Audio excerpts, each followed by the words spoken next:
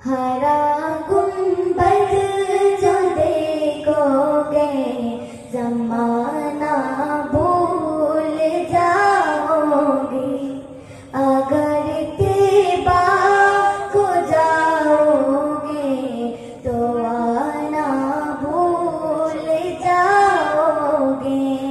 हरा गुंबद जो देखोगे जमाना भूल जाओगे।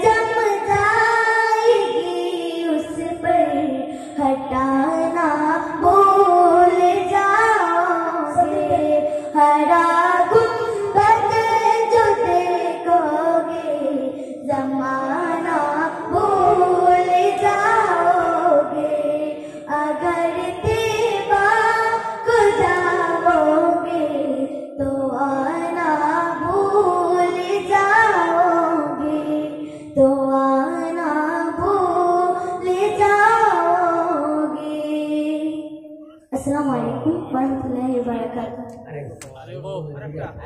অসংখ্য ধন্যবাদ। শুধু শিলচর থেকে এই দুইজন শিল্পী আমাদের মধ্যে এসে উপস্থিত হয়েছিলেন।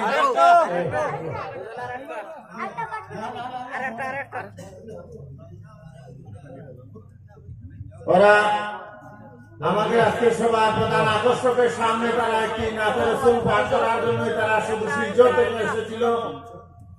আপনারা প্রত্যেকে তাদের জন্য দোয়া করবেন, ভবিষ্যতে যেন আরো সুন্দর একটা উপস্থাপন করতে পারে, এই আশাটুকু আমাদের রইল।